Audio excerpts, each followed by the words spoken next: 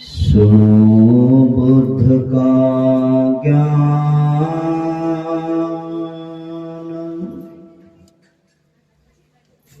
इसमें सुख है, शांति है, इसमें है निर्वाण।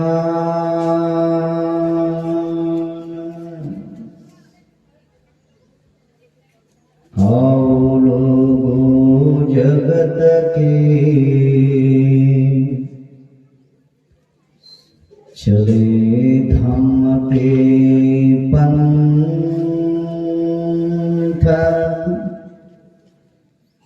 इस पथ चलते ज्ञानी जन, इस पथ चलते संत।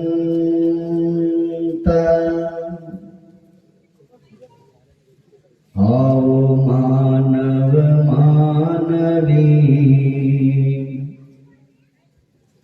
चले धम्म के पंथ, कदम कदम चलते हुए दुर्जन होवे संत।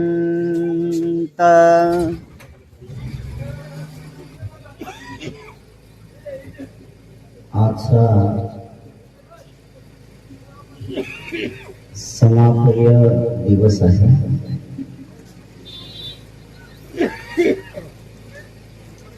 दहा दिवसांमध्ये जे काही धम्मवाणी आपण श्रवण केली,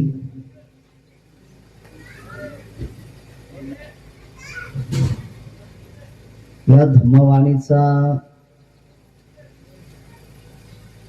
आपण आपल्या जीवनामध्ये, वैयक्तिक जीवनामध्ये एवढा चांगला उपयोग करा की जेणेकरून माणूस म्हणून जगता आलं पाहिजे.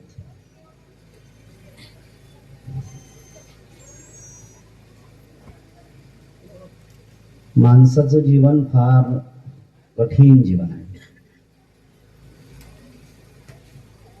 ते किती का कठीण असलं पण धम्माच्या मार्गाने चालण्याचा आपण प्रयत्न केला पाहिजे. जो माणूस धम्म मार्गाने जातो, अडचणी त्याला खूप असणार आहे, नाही असं नाही. त्रास होईल, संकट येतील, पण पराजित होणार नाही. तेच तर जीवन आहे. पदोपदी संकट आहेत. हा पाय उचलला की दुसऱ्या पायात संकट आहे, दुसरा पाय उचलला की तिसऱ्या पायात संकट आहे. या संकटाला जर दूर करायचं असेल तर आपण शील, समाधी, प्रज्ञेचा अभ्यास करणे इतपत आपली पात्रता वाढवली पाहिजे.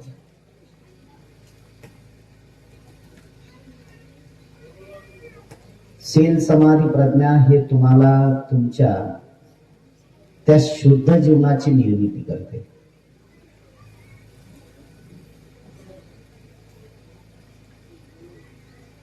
दहा दिवसांपर्यंत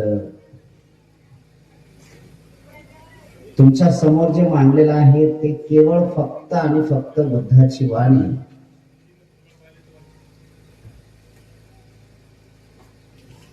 वारंवार तुमच्या कानावर हे शब्द पाडलेत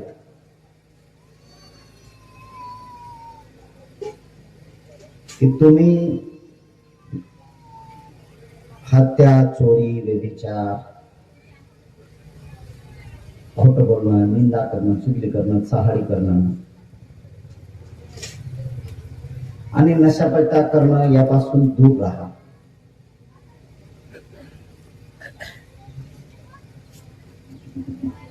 हे प्रत्येकाला सांगणं आहे आणि प्रत्येक जण याच्यात किती अंमल करतो ते त्याचं कर्तव्य आहे. जेवढा जेवढा तुम्ही अंमल कराल तेवढा तेवढा लाभ होईल.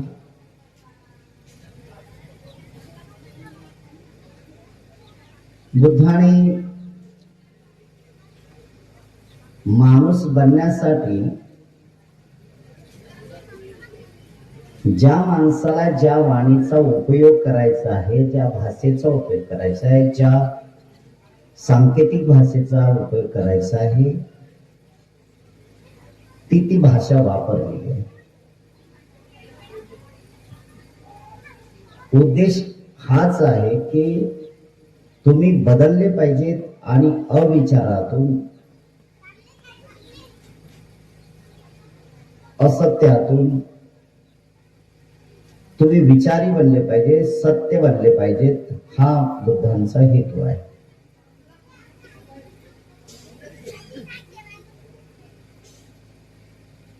बुद्ध सगळ्यांना प्रिय आहेत, नाही असं नाही. जे बौद्ध लोक आहेत ते बौद्ध लोक तर बुद्धाला जवळच मानतात की आमचं कोण असेल सर्वस्वी तर बुद्ध आहे. पण सगळ्यात जवळचे बुद्ध कोणाला असणार आहेत की जे बुद्धाने शिकवलेली शिकवण आहे, जी जशीच्या तशी जो माणूस आपल्या जीवनात उतरवण्याचा प्रयत्न करतो त्याच्या जवळ बुद्ध आहे.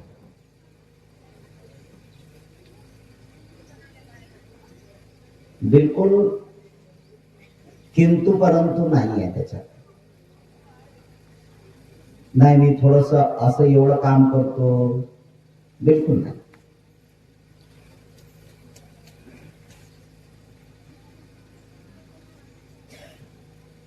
थोडस खोटं बोललं तर काय परिणाम होईल, बिलकुल नाही.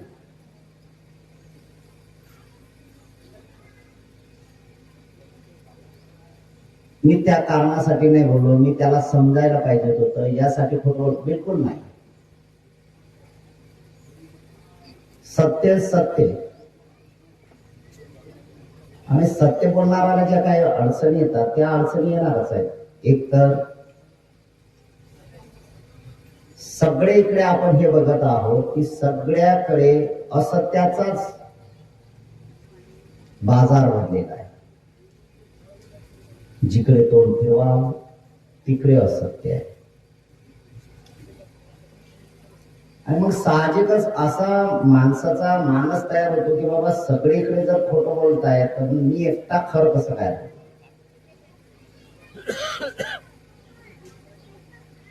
बिलकुल नाही. ज्या आहेत त्या आहेत. बुद्धाच्या संबंधी हा एक विचार मांडण्यात आला किंवा बुद्धाने जे काही उदाहरण देण्यासाठीच आहे. बुद्धाची सत्य प्रक्रिया लोकांपर्यंत किती पोहोचली हा विचार करायचा होता, किंवा खरंच लोक त्या विचाराप्रमाणे चालतात का हा एक विचार होता.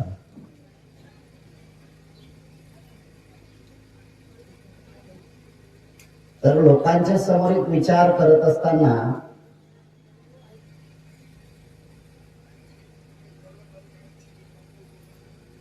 किती आमच्या नगरामध्ये, किती आमच्या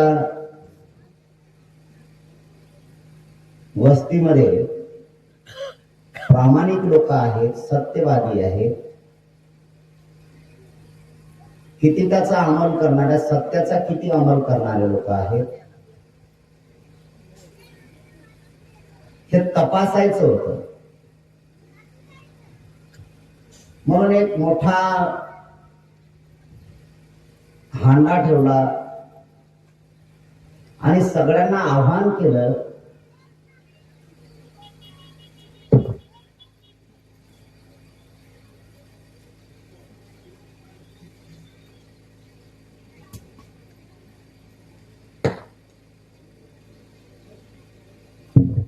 सगळ्यांना आव्हान करण्यात आलं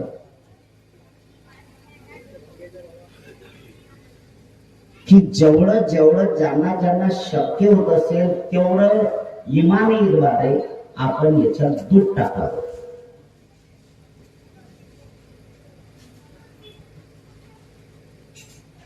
दूध टाकण्याची प्रक्रिया पूर्ण. कारण या दुधाचं आपण काहीतरी खीर करू आणि खीर केल्यानंतर शिट्या मात्र करूया. आपण लोकांना सगळ्या मिळून आपण वाटून देऊ. आणि हे आपलं होईल की सत्य किती लोक आहेत. स्पीकर शिट्या मारतात. सत्य किती आहे हे सुद्धा तपासायचं होतं.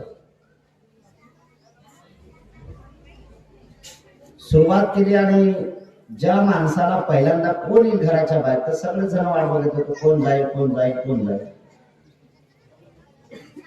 जो सुरुवातीचा माणूस गेला तो सुरुवातीचा माणूस गेला त्याच्या समोर एक मोठा प्रश्न झाला. माझ्या पाठीमागं तर दूध टाकणार आहे, एक ग्लास किंवा एक कप भर मी पाणी टाकलं तर काय प्रॉब्लेम आहे.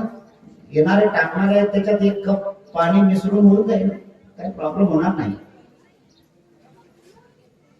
म्हणून त्याने एक ग्लास पाणी ओतलं पहिल्याने. दुसऱ्याने विचार केला याने तर प्युअर दूध टाकलं, मी एक टाकलं तर त्याच्यात मॅच होईल. दुसऱ्याने पाणी टाकलं. बघता बघता सगळ्यांनी तो हांडा दुधाऐवजी पाण्याने भरून ठेवला. आणि त्यावेळेस मानवाची वृत्ती मानवाला कळायला लागली. हे तर केवळ फक्त त्या सार्वजनिक स्वरूपामध्ये त्या व्यक्तीनं जे काही कर्तव्य करायला सांगितलं ते तपासायचं होतं की खरंच किती इमानदारीनं जगतात. अख्खं गाव त्याच्यात सहभागी झालं.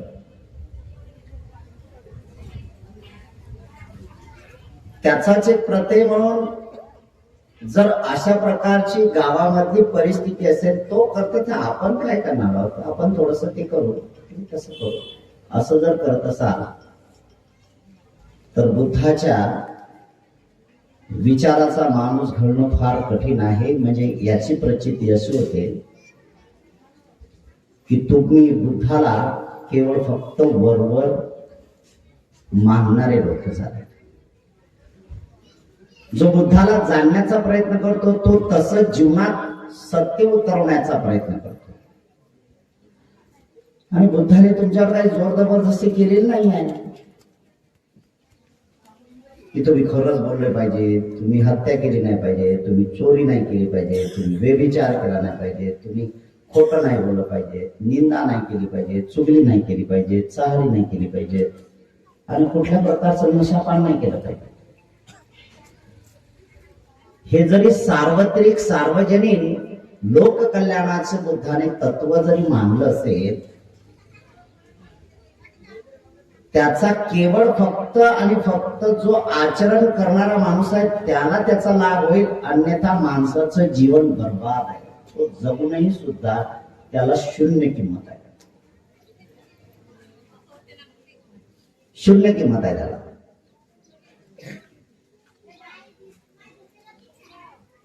या शून्य किंमतीला जर आपल्याला बाहेर काढायचं असेल तर आपण आपल्या मनाशी इमानी इतबारे वागलं पाहिजे.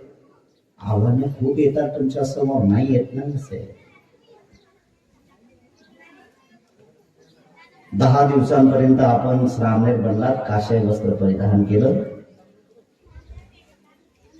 आणि मग काशाय वस्त्र परिधान केलं तर 10 दिवसांमध्ये या सगळ्या गोष्टी केल्या नाही केल्या ते तुमचं तुम्हाला माहित आहे. भविष्यामध्ये तुम्हाला माणूस म्हणून जीवन जगता आलं पाहिजे याचा अनुभव फक्त आणि फक्त तुम्हाला आला पाहिजे. यासाठी प्रयत्न करणं आणि यासाठी चिवर परिधान करणं हे तुमच्या फायद्याचं राहील. तुमच्या पाठीमागं तर कोणी नाही राहणार की कॅमेरा घेऊन तुम्ही काय करता, दारू पिता की गांजा पिताय की बिडी पिताय की तंबाखू खाताय की काय करताय, खोटं बोलताय की सत्य बोलताय की काय, हे कोणी बघत असणार नाही आणि कोणाला तेवढा नैतिक अधिकार पण नाहीये.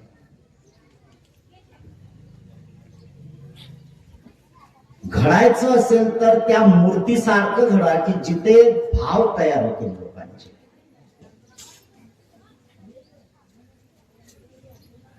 मूर्तीचे भाव तयार झाले पाहिजेत की जो काही मूर्ती घडवणारा माणूस आहे त्याला माहित आहे पूर्ण टोटल हा पाषाण आहे, दगड आहे. त्या दगडाला तो जो काही छिन्नी आणि हातोड्याने जो काही प्रयत्न करतो ठोकण्याचे, भलाय त्याच्यावर उभा राहत होतो, भलाय तो पायाखाली त्याला तुडवतो. तुडवत असताना जो काही त्या दगडाला फोडून फोडून फोडून फोडून आकार देण्याचं काम केलं जाते आणि त्या मूर्तीतला त्या दगडातला आकार निर्माण होतो, त्यावेळेस करोडो लोकांच्या श्रद्धेचा हिस्सा तो दगड बनतो आणि ज्याने घडवलेला आहे ते पूर्ण विसर्जित केल्या जाते. ते पूर्ण संपून जाते की याने घडवली ही मूर्ती, याने घडवली असं कोणी म्हणत नाहीये. घडवणारा तो बाजूला राहतो, घडणारा तो महत्वाचा आहे. घडवणारा किंमत नाहीये, घडणाऱ्याला महत्वाचं स्थान आहे. आणि म्हणून प्रत्येकाने तुम्ही काय घडायचं आहे हे तुमच्या हातात. इथं तुम्हाला अपप्रचारासाठी तर ठेवलंच नाहीये. इथं तर तुम्हाला सत्य ऐकण्याच्या पलीकडे काही शिकवलं पण नाहीये.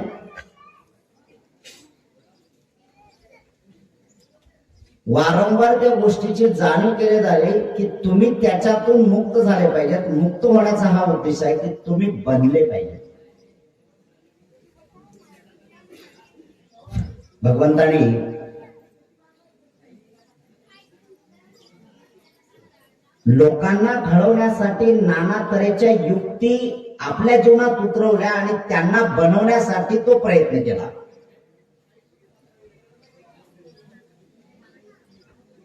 साधा सुद्धा प्रयत्न केला नाही. याच्यासाठी त्यांना पायाला दगड मारून सुद्धा घ्यावा लागला. देवदत्ताने वरून दगड मारला, त्याची चीप लागली भगवंताच्या उजव्या पायाला, जखम झाली, लंगळत होते भगवंत. हत्ती दारू पिल्या, त्या हत्तीला दारू पाजली, त्याला उन्मत्त केलं आणि त्या हत्तीला सोडलं की तू जेणेकरून या श्रमण गौतमाला संपून टाक, आपल्या पायाखाली तुडव. याला संपवण्यासाठी जे काही तू करशील त्याच्यातून माझी प्रतिमा शुद्ध होईल की बुद्धाच्या नंतर केवळ फक्त माझं अस्तित्व राहील. हा उद्देश घेणाराही सुद्धा माणूस शेवटच्या क्षणामध्ये जमिनीमध्ये गाडल्या जाते. भगवंताचं अंतिम दर्शन घेऊ शकत नाही, कारण सत्याच्या पुढे असत्य, अपप्रचार हा फिका पडतो.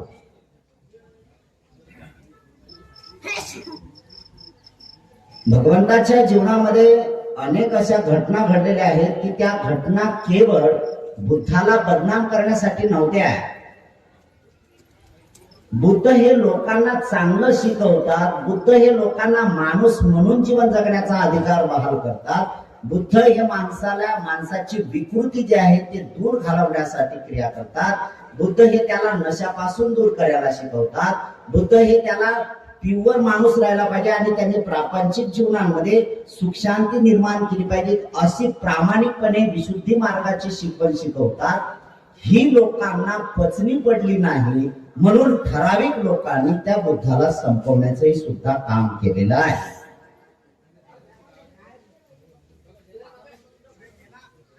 आणि सगळ्यात महत्वाचं आहे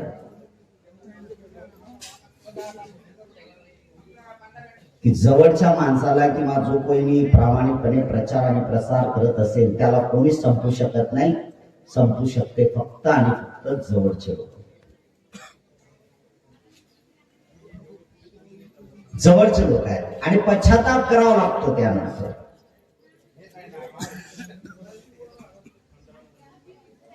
पश्चाताप करावा लागतो. पश्चाताप असा करायला होतो की नंतर ज्या गोष्टी होतात की सत्याला इथं रोखण्याचा प्रयत्न केला.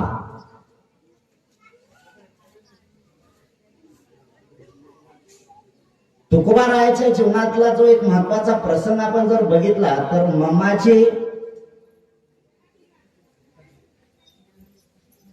यांनी डायरेक्ट तुकोबाराया या लोकांच्या हाताबाहेरचे गेलेले आहेत. तुकाराम महाराज या लोकांच्या कितीतरी पुढे न गेलेले आहेत. चर्चेमध्ये किंवा वादविवादामध्ये तुकोबाराया बसल्यानंतर ब्राह्मणांची ऐशी तैशी करून टाकली त्यांनी.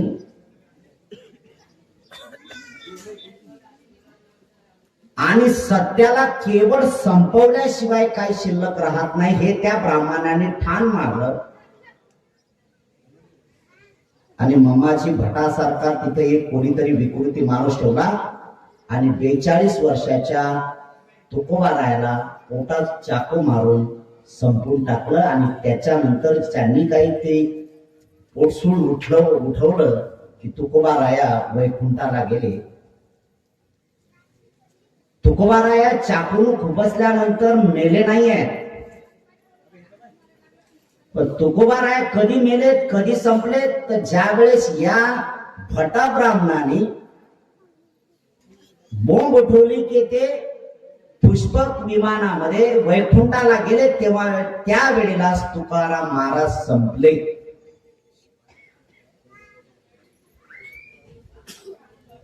बुद्धाला बुद्ध संपलेत असं नाहीये.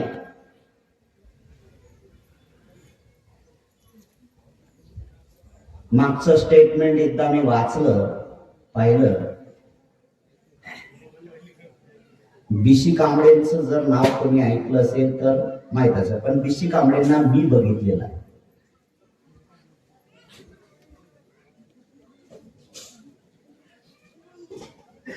बाबासाहेब ज्यावेळेस निघून गेले किंवा बाबासाहेबांचं महापरिनिर्वाण झालं, आपल्या भाषेत सांगायचं आपण प्रचारित सांगताय, समजण्यासाठी आपल्याला हे समजलं पाहिजे की बाबासाहेबांचा मृत्यू होतो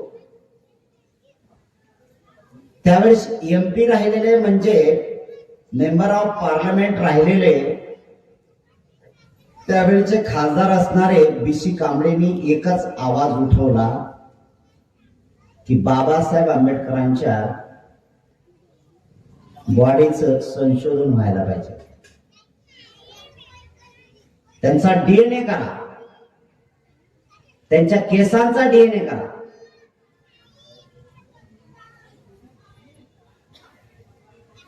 हे जे मानणारे लोक आहेत या मानणारे यांचा उद्देश काय, तर हा सर्रास उद्देश तिथे येते की बाबा आपणच जुन्या लोकांनी यांच्यावर गाणे म्हटले किंवा म्हाताऱ्या आया होत्या की शेतानं जायच्या आहेत तर त्यांचा गाण्याचा आवाज होता, बामणींना कसा केला बाबासाहेबाचा घात वगैरे वगैरे ह्या सगळ्या गोष्टी केलेल्या.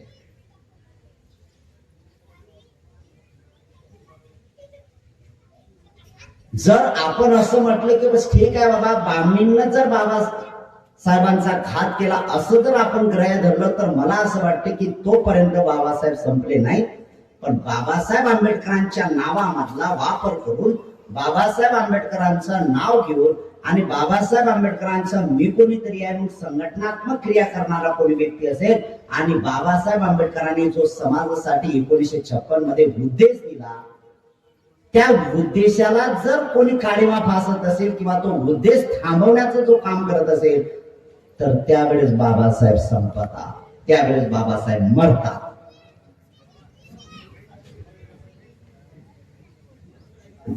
त्यावेळेस बाबासाहेब म्हणतात मारणारा श्रेष्ठ आहे असं कधीच होत नाहीये, तारणारा किती श्रेष्ठ आहे हे बुद्धाने त्यावेळेस देवदत्ताला वयाच्या 8व्या वर्षात प्रत्यय आणून दिला. मारणारा श्रेष्ठ नाही, तारणारा श्रेष्ठ आहे.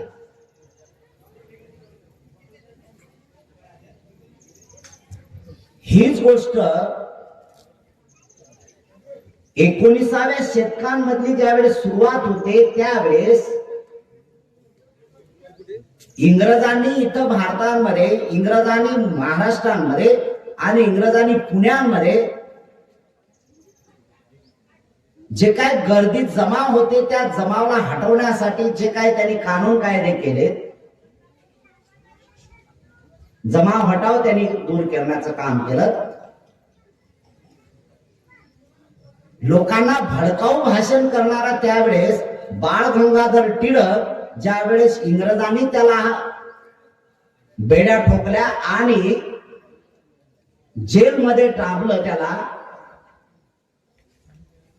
त्यावेळेस त्या बाळ गंगाधर टिळकाची जमानत घेणारा कोणी नव्हता. तिथं उभा राहिलेला केवळ फक्त आणि फक्त महात्मा ज्योतिबा फुले. ज्योतिबा फुलेंनी या बाळ गंगाधर टिळकाची जमानत घेतली.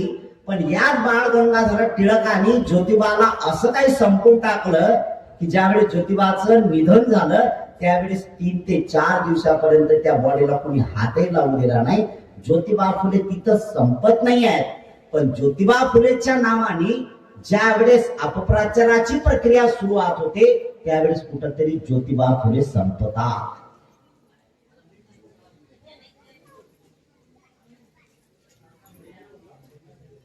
प्रचारक महत्वाचा आहे,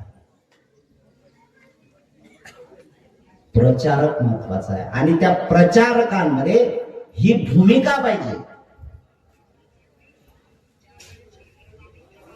ही भूमिका पाहिजे त्या प्रचारकांमध्ये. मी इमानी इतबारे बुद्धांनी शिकवलेली शिकवण आणि त्यापैकी आपण सगळ्या इकडे गाणे वाजवतो, ऐकतो, घेतो तो श्वास आणि खातो तो खास केवळ बाबासाहेब तुझ्यामुळे, हे ज्यावेळेस आपण बोलतो त्यावेळेस त्या संघटनेमध्ये काम करणारा व्यक्ती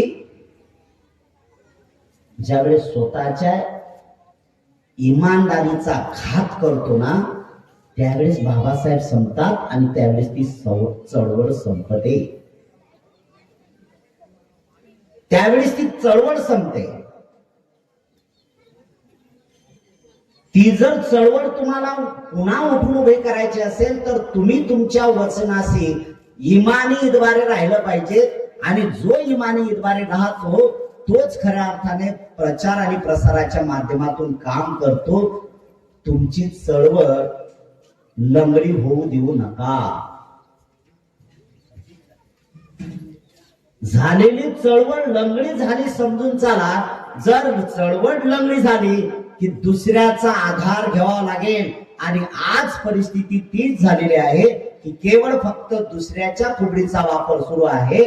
चळवळ लंगडी झाली म्हणजे चळवळ संपण्यात आलेली आहे. आणि हे चळवळ पुन्हा एकत्रित करायचं असेल किंवा हे चळवळ पुन्हा उठून उभी करायची असेल तर भारतीय बौद्ध महासभेच्या माध्यमातून अशा इमानीद्वारे काम करणाऱ्या शिबिरातून घडलेल्या लोकांची संख्या वाढवावी लागेल.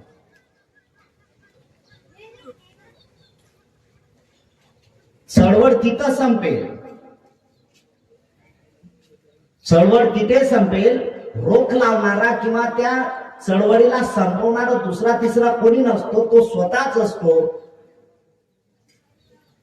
फक्त काही गोष्टी या चळवळीतल्या आपल्याला दूर करता आल्या पाहिजे. त्यासाठी आपल्या मनाशी आपणच प्रामाणिकपणे प्रश्न विचारायला सुरुवात करा.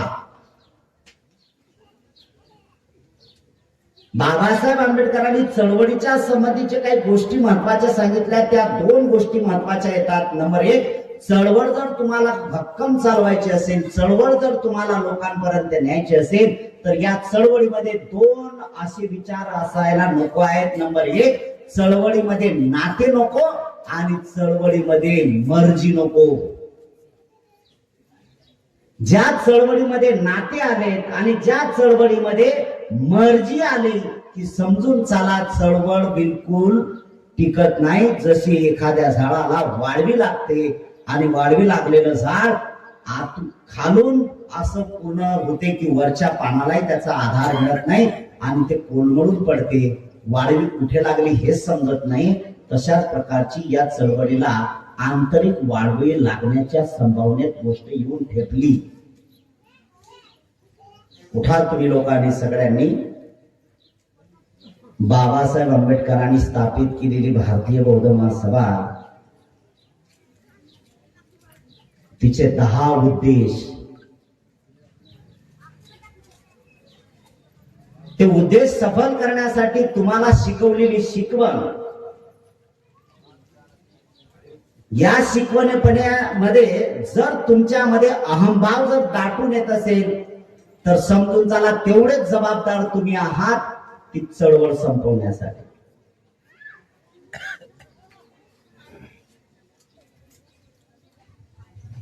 माणूस मरत नाही, त्याला जाणीवपूर्वक मारल्या जाते.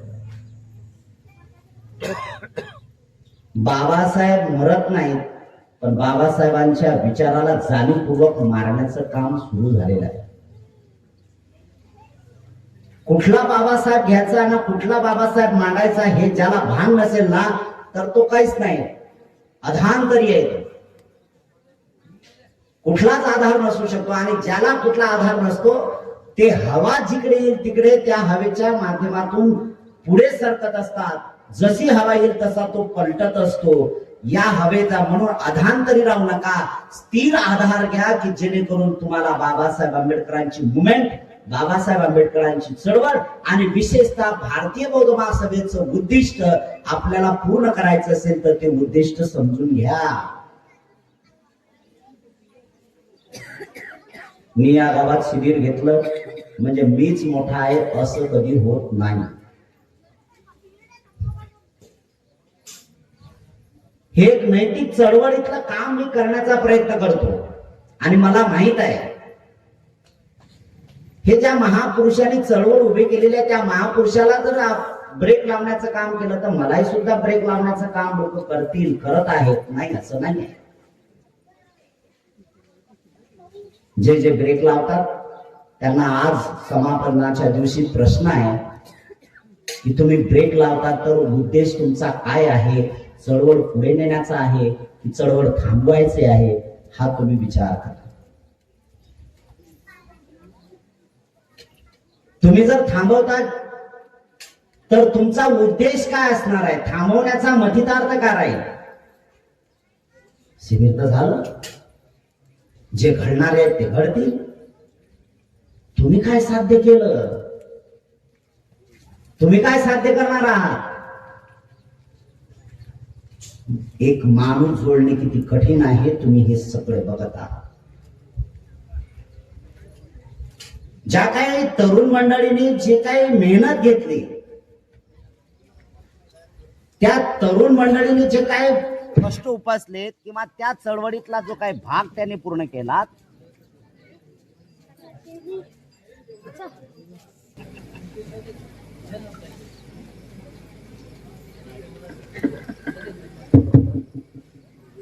ज्या काही तरुणांनी जो काही समाज एकवटण्यासाठी जे काही मेहनत घेतली, उद्देश त्यांचा एक आहे की जे शिबिरात बसणार आहेत आणि ते तर बदलतीलच, पण जे जे शिबिरासाठी हजर राहतील, मग स्त्रिया असो की पुरुष असो, त्यांच्या कानावर बुद्ध हे पडतील. मला काय साध्य करता येते, मी काय साध्य करणार आहे, तो साध्य करण्याचा हेतू या माध्यमातून त्या तरुण पोरांनी, त्या मंडळाने जो काय हा छोटासा प्रयत्न केलेला आहे तोच आहे.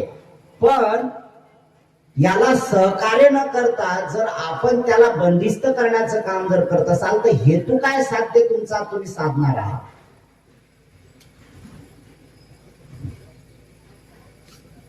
तुम्ही पुढे काय करणार आहात? आताची गोष्ट झाली आहे, संपली. मी काय कोणावर टीका करत नाही आहे आणि मी ऑनलाईन बोलत आहे. युट्यूबच्या माध्यमातून हे दोन्ही आहेत, नालंदा बुद्ध विहार आहे, दुसरे एक युट्यूब आहे, हे ऑनलाईन सुरू आहे. सगळ्यांच्या समोर सांगतो, चळवळीला जिथं तिथं ब्रेक लावण्याचं काम केलं जाते आणि सगळ्यात मोठा महत्वाचा आहे ब्रेक लावण्याचं काम केवळ फक्त त्याच लोकांवर ठेवलं की जे बाबासाहेब आंबेडकरांच्या विचाराचा इमानीद्वारे प्रचार आणि प्रसार करत नाही, केवळ फक्त आणि फक्त स्वतः अहंभावात येण्याची वृत्ती निर्माण करतात. हे ऑन रेकॉर्ड आहे माझं सोडून. याच्यातून आपण साध्य काय करणार आहोत? खूप मोठा पश्चाताप येतो, खूप मोठा पश्चाताप होतो की जर अशा चळवळीमध्ये जर अशा प्रकारचं होत असेल आणि जर तरुण मंडळींना जर त्या ठिकाणी निर्वसाही केल्या जात असेल तर बाबासाहेब आंबेडकरांची चळवळ कोणाच्या खांद्यावर द्यायची? त्या चळवळीला पोषक असणारा कोण व्यक्ती असणार आहे? आणि जे जे थांबले असतील बिचारे त्यांचाही एक क्यू येते, त्यांचे क्यू केला जाते की तुम्ही थांबलात, थांबल्यानंतर तुम्ही काय केलं? तुम्ही काहीच करू शकत नाही. तुम्ही फक्त बुद्धवाणीपासून आणि बाबासाहेब आंबेडकरांच्या विचारापासून तुमच्या कानावर पडणारे जे विचार होते ते थांबवले तुम्ही. पुढे तुमच्या जीवनासंबंधी काय करायचं आहे याचंही तुम्हाला भान राहिलेलं नाहीये. जबरदस्ती तर नाही आहे, आलंच पाहिजे असं तर कधी सांगितलं जात नाहीये. चळवळ आहे,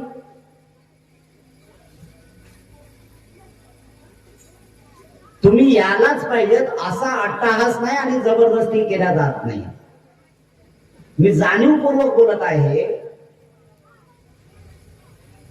की जर तुमचा बाबासाहेब आणि माझा बाबासाहेब यातली जर तुलना केली तर निश्चित असं येते की तुमचा बाबासाहेब भूलथापेला पडणारा बाबासाहेब आहे आणि माझा बाबासाहेब हा निपक्षपाती आणि इमानी इद्वारे चळवळीतला बाबासाहेब आहे, हे त्या ठिकाणी निष्पन्न होते. कोणाला संपवायचं हा अजिबात नाही. आणि मी कोणावर टीका करतो किंवा मी त्याच्यासाठी हे बोलतो किंवा तो माझा शत्रू आहे असं अजिबात नाही. मी केवळ फक्त एवढंच म्हणतो की तुम्ही असं करून काय साध्य करत आहात हेच फक्त आहे. आणि हाच प्रश्न वैयक्तिक स्वतःच्या मनाला विचारला पाहिजे. आजचं शिबिर समाप्त होत आहे. पुढचा काळ, उद्याचा काळ हा माझाही तसाच राहील. उद्या हेच तसंच होईल. दुसरी एक महत्वाची गोष्ट आहे की चळवळीतल्या इमानीद्वारे कार्यकर्त्याला संपवायचं असेल ना तर त्याला ट्रोल केल्या जाते. त्याला व्हॉट्सअपच्या माध्यमातून, फेसबुकच्या माध्यमातून त्याला ट्रोल केल्या जाते. तो प्रश्न माझ्यावरही निर्माण झालेला आहे. मी विचार केला की जर आपण याला ट्रोलला जर बळी पडलो तर आपण काही साध्य करू शकत नाही, कारण बाबासाहेब आंबेडकरांची चळवळ आपल्याला उभी करायची आहे. त्यासाठी हे तर होणार आहे. आणि दुसऱ्यांची मला भीती कधीच नाही, बिलकुल दुसऱ्याची कोणाची भीती नाही आणि दुसऱ्याच्या भीतीला मी घाबरणारही नाहीये. भीती त्या लोकांची वाटते की दादांत खोटं बोलतात. भीती त्या लोकांची वाटते की त्यांच्याकडे जराही शिल्लक नैतिकता नाही, त्या लोकांची भीती वाटते. भीती त्या लोकांची वाटते की जराही बुद्धाचं नाव घेत असताना आपण काय कुकर्म करतो याची जराही त्यांना काहीच वाटत नाही. भीती त्या लोकांची वाटते. असो, या भीतीच्या पार आपल्याला जायचं आहे. 10 दिवसांपर्यंत आपण शिकलो तो उद्देश हा आपल्याला सफल करायचा आहे. 23 रामनेर तुम्ही बसलात. या 23 पैकी 3 जरी इमानदारीने घडले ना तरी शिबिर सफल झालं असं समजतो मी. नाही शिबिर सफल झालं असं हरकत नाही असं म्हणायला. 3 घडले नाही हरकत नाही. यातला एक जरी रामनेर जरी घडला ना तरी सुद्धा शिबिर सफल झालं. एकही रामनेर घडला नाही तरी हरकत नाही. येणाऱ्या महिला किंवा येणारे पुरुष आहेत त्या पुरुषांमधल्या एका माणसाने की एका महिलेने आपल्या स्वतः बदल करून घेतला आणि ती सत्य किंवा तो सत्य मार्गावर बुद्धाच्या वाणीप्रमाणे जीवन जगण्याचा प्रयत्न करायला सुरुवात करेल. शिबिर सफल झाला आणि ज्या तरुण मंडळींनी जे प्रयत्न केले, जे कष्ट उपसले, ते कष्ट सफल झाले असं लिहिलं. नाही ऐकणाऱ्या माणसाने केलं, पण या गावात एखाद्या वेळेस एखाद्या अदर धर्मीय माणसाने श्रवण केलं, ऐकलं आणि त्याच्यातली त्यांनी विकृती, त्याच्यातले त्या अविचार त्यांनी त्यागण्याचा प्रयत्न केला, तरीही सुद्धा शिबिर सफल झालं. कारण त्यांनी ऐकलं आणि तुम्ही लोकांनी मला इथं बोलावलं म्हणून त्यांनी ते शब्द ऐकले आणि त्या शब्दाच्या मुळे त्याचं परिवर्तन केलं. एक शब्द आहे, कारण तुकोबाराय म्हणतात माणूस घडवायला खूप काळ लागतो. माणसं बनत नाहीये, माणसाला घडवावं लागते. आणि त्या घडवायचं असताना आपल्याला माहित आहे की एखादा व्यक्ती एवढी मेहनत करतो, एवढी मेहनत करतो की जसं की तेल जर काढायचं असेल तर त्या तेलामधला जो काही पदार्थ आहे, मग शेंगदाणे असतील, त्या शेंगदाण्याला एवढं कुटल्या जाते, एवढं कुटल्या जाते, एवढं कुटल्या जाते, आपल्याला ते माहित आहे. एवढं कुटल्या जाते की जर 1 किलो शेंगदाणे जर कुटले तर त्याचं तुम्हाला फक्त आणि फक्त पाव किलो किंवा अर्धा किलो तेल निघते. बाकीचं सगळं आजूबाजूला पसरल्या जाते, त्या घाण्याला ते शिल्लक राहते. 1 किलो तुम्हाला मिळत नाही. मेहनत मात्र सगळ्या दुनियेची करावं लागते, कारण तेच सत्य आहे. आणि ते थोडस तेल जरी आपलं वापरलं भाजीमध्ये तर अनेक लोक खाऊ शकतात. हाही त्यातला एक महत्वाचा भाग आहे. मेहनत करावं लागते तशा प्रकारची. आणि ते मेहनत 10 दिवसांमध्ये या तरुण मंडळींनी जे जे या शिबिरामध्ये सहभागी करण्याचं काम केलं, त्यांनी ते रात्रंदिवस बिचारांनी मेहनत केली. ते काय पैसे गोळा केले. मला त्यांनी त्यांची परिस्थिती मांडली. कोणाकडे 1 लाख रुपये आहेत, कोणाकडे देत नाही आहेत, ऐकायला येत नाहीत असं ते बोललेत. मला काही गरज नाही आहे कोणावर बोलायची. तुम्ही ऐका नका ऐकू, तुमच्याकडे पैसे ठेवा नका ठेवू, मला त्याचं काय करायचं आहे. इमानदारी तुमची तुमच्याकडे महत्वाचं आहे. त्यांच्याकडे जो झालेला पैसा गोळा होता तो त्यांनी इमानदारी लावण्याचा प्रयत्न केला असेल, त्यालाही काहीतरी क्रायटेरिया लावा तुम्ही. ह्या सगळ्या गोष्टी केल्या पाहिजेत. पण हे करत असताना समाज फुटू देऊ नका. समाज ज्या वेळेस फुटेल ना त्यावेळेस समाजाची दुरावस्था होते आणि दुरावस्था करणारे फक्त आणि फक्त तुम्हीच लोक जबाबदार असणार आहात. समाजामध्ये एकवटून येण्यासाठी, समाज एकवटला पाहिजे अशासाठी सहकार्य तर करत नाही, पण समाज जर दुभंगल्याचा काम करत असेल तर समाज जो फोडतो तो तर तेवढा दोषी आहे, पण जो समाज तुटतो तोही तेवढाच महत्वाचा जबाबदार आहे. म्हणून तुम्ही काय करायचंय हा तुमचा विचार आहे. तुम्ही ह्या सगळ्या गोष्टी निर्माण करण्यासाठी काय प्रयत्न करता हे तेवढंच आहे आणि तेच कर्तव्य करावं लागेल. माझ्या तरुण मंडळींना मी आवर्जून सांगतो की म्हाताऱ्या माणसांवर चळवळ आता ठेवणं आपलं कर्तव्य नाही राहत. आपला इमानदारपणा, आपलं काहीतरी देणं लागते चळवळीसाठी, तर आपण चळवळीत आलं पाहिजे. ज्यावेळेस चळवळीमध्ये तरुण वर्ग निर्माण होतो ती चळवळ तेवढीच भक्कम होते. लाचार नका बनू, कच्च्या कानाचे नका बनू, कोणाच्या कानाखालचे नका बनू, लावणीचं भूत नका बनू. सत्य निष्कून बघितलं पाहिजे. पुण्याला बाबासाहेब आंबेडकर सभेला गेले होते 1950 मध्ये. त्या पुण्याच्या सभेमध्ये जात असताना बाबासाहेब असा उंच स्टेज होता. बाबासाहेबांचे गुडघे काम करत नव्हते. डायबिटीज असल्यामुळे गुडघे दुखत होते. बाबासाहेबांनी वरती जाण्याचा प्रयत्न केला, जमत नव्हतं. म्हणून 2 तरुण मुलं बाबासाहेबांच्या जवळ आले. बाबासाहेबांना म्हटले माझ्या खांद्यावर हात टाका. त्यावेळेस बाबासाहेब हसले आणि सांगितले, अरे राजा, हा माझा अतिरिक्त भार तुझ्या खांद्यावर येत नाहीये. मला आता गरज आहे निस्वार्थ काठीची, की जिला कुठल्याच प्रकारची अपेक्षा नाहीये. अशी मला काठी आणून द्या. त्यावेळेस बाबासाहेबांच्या जवळ एवढ्या काठी येऊन पडल्या होत्या की काय. उद्देश काय होता बाबासाहेबांचा? उद्देश हा होता की तरुण मुलांना त्यावेळेस बाबासाहेबांनी सांगितलं की तुम्ही कोणाचा आधार बनू नका, पण ज्या चळवळीमध्ये तुम्ही आधार रहित येत असाल आणि तो जर महत्वाचा असेल की जो लोकांचं कल्याण करण्याइतपत जो आधार असणार आहे तर तो तुमच्याकडून असणार आहे. मी जे काही युक्ती लढवली, जे काय मला शक्ती पाहिजे ती शक्ती तुमच्याकडून मिळेल, पण माझ्या त्या ओझ्याखाली नको आहे. मी जे काही इथं वलय निर्माण केलेलं आहे, मी जे काही लोकांना अंधमुक्त जे झालेले होते ते बनवण्याचं काम केलं होतं, अंधमुक्त करून टाकलं, त्यांना अंधश्रद्धेतून मुक्त करून टाकलं. याच्यातून समाजाला अधिक प्रबोधनाची गरज तुमची आहे. म्हणून तुम्ही निस्वार्थपणे तसे सक्षम झाले पाहिजेत. मला तर केवळ फक्त त्या त्या काठीचा आधार महत्वाचा वाटतो.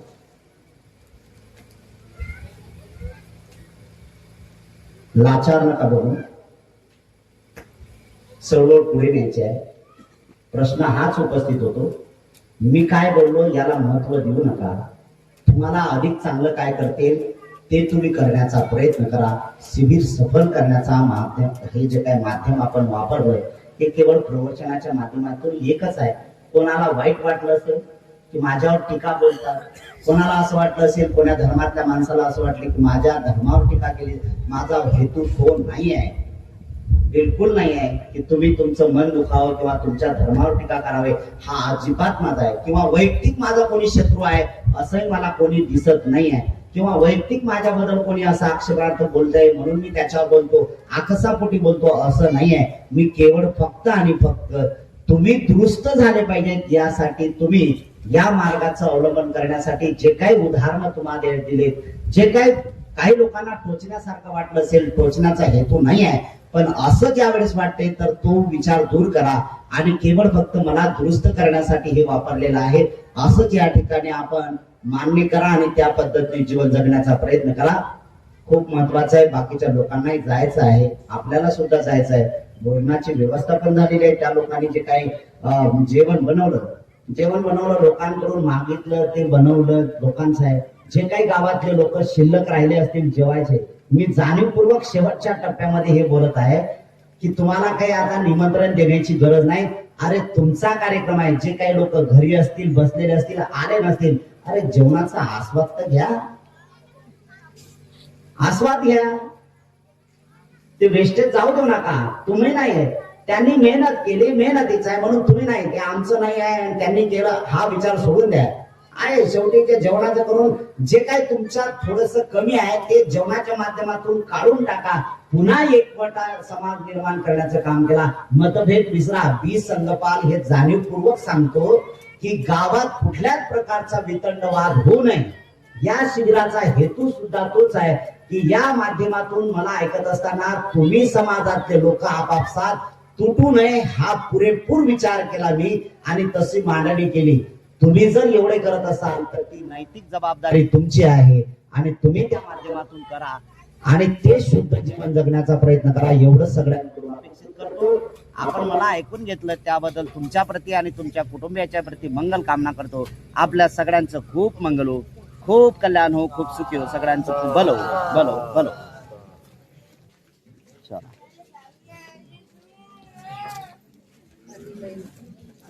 लाईट आली? बरं चला करा.